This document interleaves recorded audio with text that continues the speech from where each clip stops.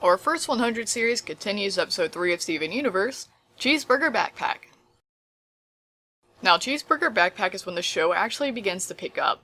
This is actually a good episode, not comparing it to later ones, but I just wanted to get this off my chest. They hyped up Jamie the mailman so much that I really loved him, and then he just doesn't show up again until midway through season 2.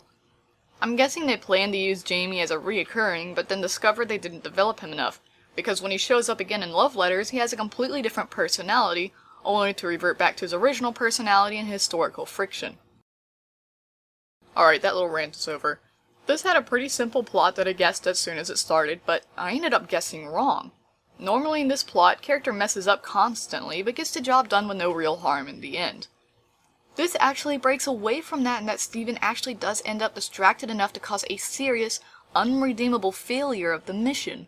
Even leading up to the climax, Steven fails to cross half of the obstacles, but the gems understand that he is learning and encourage him nonetheless to be his best. It's later revealed that the only reason these earlier episodes are mission-based is because the gems were trying to teach Steven the concept of directive over play.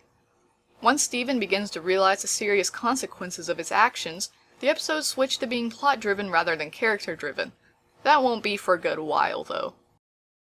Also, if I can say, they did a really good job showing the nature of every gem in their introduction to this episode. This should have been the first episode, honestly.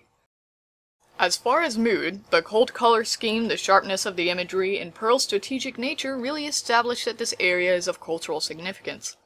This is further reinforced verbally by Pearl, but I like how they didn't rely purely on the visuals or dialogue to convey that.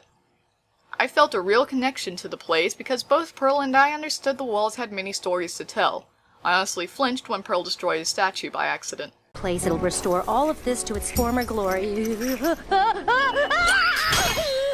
that goober? Even though Steven messes up pretty majorly and he is informed of what he destroyed, the gems ultimately understand that Steven's just a kid and prone to mistakes. I feel this is really important because he constantly gets distracted and acts childlike in the series, which is only diminished in episodes where he faces real consequences, like the close call with Pearl, facing death in the Strawberry Field dungeon, and seeing Garnet destroyed in a single hit in the return. The break from the obvious plot was nice, the gems not holding Steven too accountable for his mistakes was nice, and also, I know this is really small, but I like how supportive Amethyst is of Steven getting 50%. In American grading standards, that's normally considered a horrific score, but the gems understand that this was a first mission and that failure was inevitable.